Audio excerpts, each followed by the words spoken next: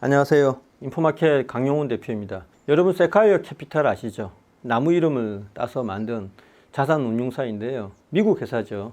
지난번에 이제 8월 5일 날 전 세계 글로벌 증시가 IT주를 중심으로 급락을 했을 때 세콰이어 캐피탈이 몇 주 전부터 IT는 거품이다 이래가지고 투자자들을 불안하게 했었거든요. 이게 굉장히 간단한 논리였습니다. 지금 돈 버는 회사가 어디 있느냐. 엔비디아 칩을 예를 들어서 200조에 산 클라우드 회사 같은 경우, 데이터 센터 회사 같은 경우 최소한 400조 원의 매출이 발생을 해야 되고, 그 클라우드 센터에서 API를 따서 AI 애플리케이션을 만든 회사들은 최소한 800조 원의 매출을 달성을 해야 되는데, 지금 당장 돈을 버는 800조 원의 매출에 육박하는 그런 회사가 어디 있느냐라고 간단하게 산수를 통해서 의문을 제기했었죠. 그래서 많은 사람들이 불안해 했었는데요. 그 세콰이어 캐피털이 완전히 방향을 바꿔서 잘하면은 AI로 돈을 버는 애플리케이션이 등장한다. 그리고 그 애플리케이션을 만들어내는 스타트업에 투자하는 게 최선의 전략이다라고 말을 바꾸었죠. 180도 달라진 건데요. 어째서 그런 논리가 가능한 건지 차분히 읽어보겠습니다. 제목은 생성형 AI와 AI 어플인데,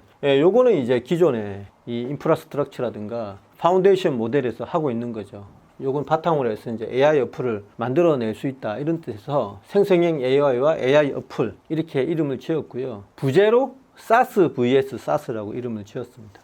요 SaaS 빨간 거는 뭐냐 하면요, 소프트웨어 애저 서비스라고 있고, 요 파란 거는 서비스 애저 소프트웨어, 이게 바꿔놓은 거죠.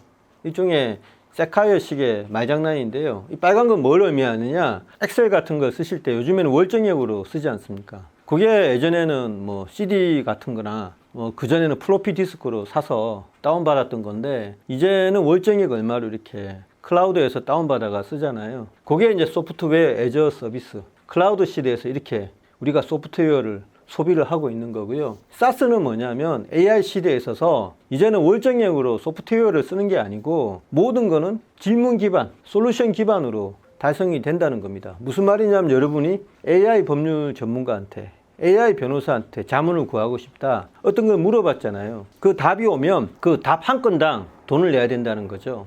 그래서 이거는 서비스 애저 소프트웨어 이렇게 되는 겁니다. 뒤에 소프트웨어는 AI를 말하는 거고요. 서비스는 이제 인간이 제공하는 모든 서비스를 말하는 거죠. 그러니까 한마디로 사람이 하는 일을 AI가 대신하게 되면서 이제는 AI가 우리한테 일을 해주는 대가로 껌껌이 돈을 받는다, 이런 식으로 이해를 하시면 됩니다. 이 빨간색 시장보다 파란색 시장이 훨씬 커지니까 앞으로는 AI 애플리케이션 회사에 투자를 해도 된다, 이게 이 요약이거든요. 논리를 쫓아가 보면 파운데이션 모델은요, 우리가 흔히 이야기하는 챗GPT나 챗GPT에 대항하기 위한 구글의 AI라든가 몇 개의 AI 회사가 있지 않습니까? 그 시장은 파고들 틈 없이 안정적이라는 거예요. 서로 경쟁을 하고 있지만 스타트업이 파고들 수는 없다는 거죠. 마찬가지로 파운데이션 모델을 구축하는 데 쓰이는 인프라스트럭처 있지 않습니까? 엔비디아에서 만드는 GPU, 이런 것들도 시장이 원체 독점적이고 안정적이라는 거죠. 그래서 이 시장을 도저히 스타트업이 파고들 수 없는 시장인데, 갑자기 챗GPT가 스트로베리, 챗GPT O1이라고 하죠. 그걸 등장시키면서 새로운 어떤 국면이 열리게 됐다는 겁니다. 스트로베리가 최초로 추론에 적합한 그런 AI라고 하거든요. 이 추론에 적합한 AI가 등장하면서 아까 말했던 파란색 SaaS가 가능하다는 거예요. 그러니까 이때까지는 학습에 치중을 했는데, 학습에 치중된 AI가 내놓을 수 있는 답이라는 것은 즉각적인 답. 당장 예를 들어서 프랑스의 수도는 어디인가, 그리고 전 세계에서 가장 높은 산은 몇 미터인가, 이런 식으로 자기가 학습한 내용을 통해서 금방 내놓을 수 있는 반면에, 좀 복합적인 질문에 대해서는 추론을 해야 된다는 겁니다. 그래서 추론에 필요한 건 뭘까요? 컴퓨팅 파워도 중요하지만 추론할 시간이 필요하거든요. 그래서 시간을 들여서 추론을 하는 이유는 뭐냐? 그거는 질문자한테 최선의 답을 내주기 위해서죠. 예를 들어서 알파고 있지 않습니까? 알파고가 이세돌하고 대결해서 이겼잖아요. 알파고가 모든 경우의 수를 다 연산을 해서 다음 수로 가장 최선의 수를 내주지 않습니까? 그게 이제 그때 사용된 게 valuation function이라고 해서 가치평가 함수라고 하거든요. 그래서 승률을 가장 높게 해주는 그런 수를 valuation function을 통해서 찾아서 그거를 제공해 주는 겁니다. 그게 AI, 인공지능 바둑, 그게 원리거든요. 그래서 밸류에이션 펑션을 만들어서 가능한 모든 경우의 수를 계산해 주는 게 추론이다. 이렇게 설명을 할 수 있겠습니다. 그래서 해봤는데 추론을 하기 위해서는 시간을 들여야 되니까 stop and think. 그러니까 시간을 들여서 멈춰서 생각을 하라는 거예요. 그래서 아까 설명한 것처럼 논리적 연산을 해준다는 겁니다. 그래서 알파고처럼 로직 부분에 강점이 있는 건 당연한데 좀 정성적인 거, 다른 말로 하면 open-ended 또는 unstructured, 구조화되지 않은 이런 질문에 대해서는 굉장히 좀 버벅거릴 수가 있겠죠. 그래도 해내야 되지 않습니까? 뭐 이런 질문을 할 수가 있잖아요. 상사가 시켜가지고 회사의 어떤 업무에 대해서 요약을 했는데 이게 내가 제대로 요약을 한 거냐? 이렇게 할 수도 있고요. 선생님한테 이렇게 숙제로 받아서 영문 에세이를 썼는데 이 에세이가 잘된 거는 뭐고 부족한 거는 뭐냐 이런 거는 약간 구조화되지 않은 또는 오픈엔디드 닫혀있지 않은 열려있는 이런 식으로 설명을 할 수 있거든요. 좀 버벅대겠죠 AI가. 그래서 이 스트로베리가 어쨌든 이 로직 부분이든지 아니면 밑에 있는 부분이든지 추론을 해서 여러분한테 결과를 알려주는데 세콰이어 캐피탈이 연구한 바로는 몇 가지 방법을 동원한다고 합니다. 강화학습이라고 했어요.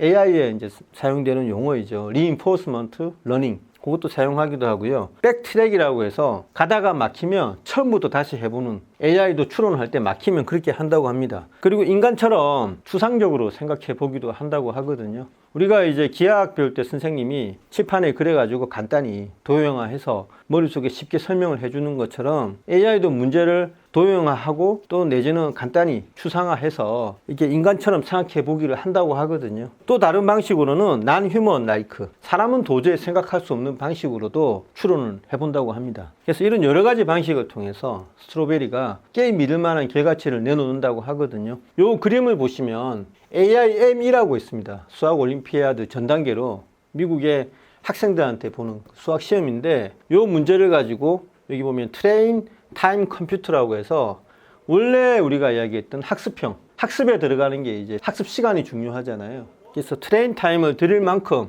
얼마나 이게 정확도가 올라가는지, 정답의 정확도겠죠. 이렇게 그릴 수 있는데 이게 이제 추론 단계에서 테스트 타임 컴퓨터, 이게 이제 추론에 들인 시간을 테스트 타임이라고 하는데 요거는 더 이게 들인 만큼 요것보다 더 가파르게 올라가죠. 둘 다 로그 스케일로 그린 거라 요 가로축 보면은 눈금이 일정하지가 않습니다. 이것도 마찬가지고요. 어쨌든 말해주고 싶은 거는 테스트 타임을 더 들일수록 추론이 더 완벽해진다는 거거든요. 근데 이때 효과가 더 큽니다. 요거는 시간인데 결과적으로 이제 칩을 더 박으면 그것도 시간을 증가하는 그런 걸로 계산해 볼 수 있잖아요.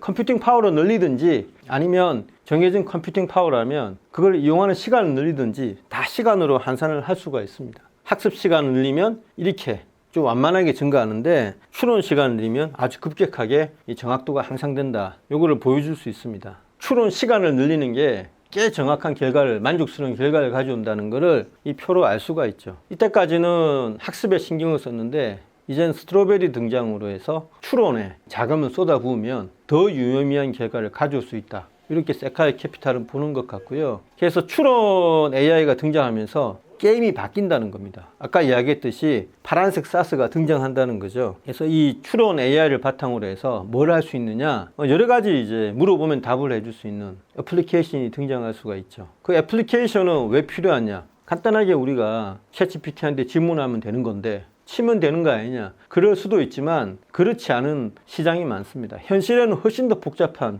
질문이 많죠. 예를 들어서 저희가 이제 보안을 위해서 회사 전체의 보안을 테스트하기 위해서 해커한테 엄청난 돈을 주고, 금융기관 같은 경우는 그렇죠. 해커한테 우리 시스템을 공격을 해봐라라고 요청을 한다는 겁니다. 비용이 좀 들더라도 전국에는 금융회사의 사이버 보안을 증가시켜 준다, 이렇게 볼 수 있습니다. 그래서 그런 시장도요 생길 수 있다고 하거든요. 이것도 일종의 질문이지 않습니까? AI가 우리 전산망에 사이버 테러를 가할 수 있느냐 없느냐, 우리 전산망이 안전하냐 아니냐, 이것도 일종의 질문이잖아요. 근데 그거를 일일이 뭐 이렇게 텍스트 기반한 질문이 아니니까 이것도 일종의 추론을 요구하는 질문이거든요.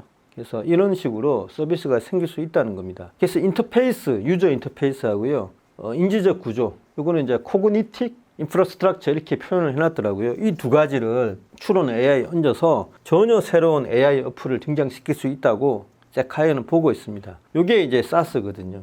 서비스 애저 소프트웨어. 극단적으로는 회사의 이메일을 열람을 해서 회사에 가장 적합한 CRM 시스템 구축을 해줄 수도 있고요. CRM은 커스터머 릴레이션 매니지먼트지 않습니까? 경영학에서 중요한 건데 고객을 만족시킬 수 있도록 하는 시스템을 구축을 할 수도 있고요. 많은 비정형화된 질문에 대해서 최적의 답변을 내놓을 수 있는 그런 AI가 생길 수 있다고 하는 겁니다. 어렵게 설명했는데 간단히 이야기해서 돈을 벌 수 있다, AI로. 그 가능성에 대해서 불과 2달 전에는 극단적으로 네거티브였던 세콰이어 캐피탈이 지금은 굉장히 파저티브하게 새로운 글을 썼거든요. 일종의 작전이라고도 볼 수 있는데요. 극단적인 양쪽 글을 쓰면서 시장을 교란시켰는데 일종의 반성이라고 자기네들은 주장을 하겠죠. 어쨌든 추론형 AI 등장으로 새로운 AI 어플이 나오면 이때까지 고평가됐다고 주장되었던 반도체 기업의 밸류에이션이나 데이터 센터를 운용하는 클라우드 업체의 밸류에이션이나